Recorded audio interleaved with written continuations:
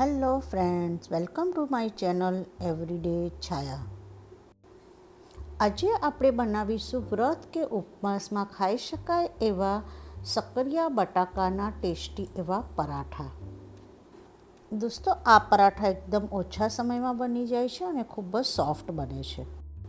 તો ચાલો શરૂ કરીએ. આ માટે મેં એક બટાકું અને એક શક્કરિયાને કુકરમાં બાફી અને એની ઉપરની સ્કીન કાઢી લીધી છે અને હું આવી રીતે મેસરની મદદથી એને પ્રોપર મેશ કરી લઈશ અને એનો એક માવો જેવો તૈયાર કરી લઈશ. આપણે એમાં 2 થી 3 મોટી ચમચી જેટલો ફરાળી લોટ ઉમેરી લઈશું. જે બજારમાં ફરાળી લોટ તૈયાર મળતો હોય છે તેનો જ મેં ઉપયોગ કર્યો છે. હવે આપણે મસાલામાં થોડો સ્વાદ પ્રમાણે એમાં ફરાળી મીઠું ઉમેરીશું. આદુ મરચાંની આપણે પેસ્ટ ઉમેરીશું, જે મેં પહેલેથી તૈયાર કરીને જ રાખી હતી. અને હવે આપણે એમાં થોડા શેકેલા સિંગદાણાનો ભૂકો ઉમેરી લઈશું, જે પણ હું ઓલવેઝ તૈયાર કરીને જ રાખતી હોઈ છું, જેથી આપણને ફટાફટ થઈ જાય.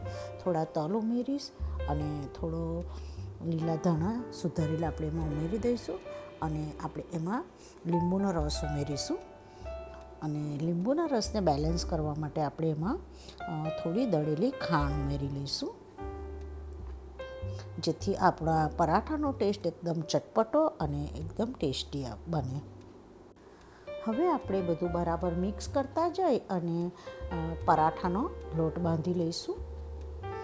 મને અહીં થોડો લોટ ઢીલો લાગે છે, તો હું ફરીથી એમાં 1 ચમચી જેટલો ફરાળી લોટ ઉમેરી અને બરાબર એને મસળી અને ફરાળી પરાઠાનો લોટ બાંધી લઈશ. અને ઉપર લગભગ 1 ચમચી જેટલું તેલ ઉમેરી અને એને ગ્રીસ કરી અને ઢાંકી અને 5 મિનિટ માટે આપણે એને રવા દઈશું.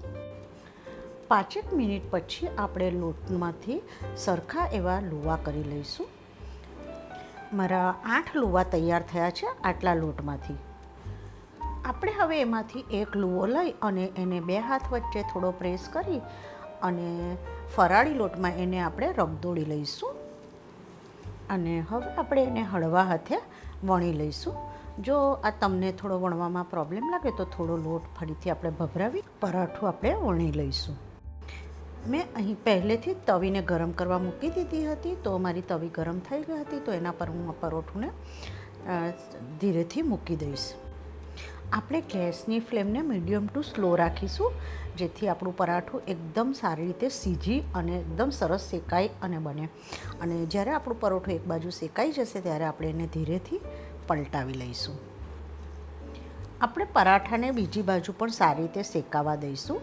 આપણું પરોઠું બંને બાજુથી શેકાઈ જાય પછી તેલ કે ઘી તમે જે યુઝ કરતા હોય તેનાથી આપણે બરાબર એને તબેથાની મદદથી પ્રેસ કરતા જઈ અને સારી રીતે એને શેકી લઈશું.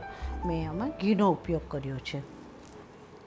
આવી રીતે આપણે બધા જ પરાઠાને તૈયાર કરી લઈશું.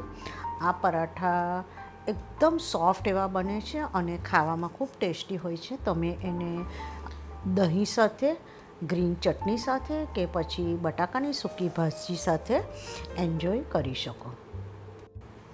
Thank you for watching my channel. અને જો તમને મારી રેસિપીઓ ગમતી હોય તો પ્લીઝ સબસ્ક્રાઈબ માય ચેનલ.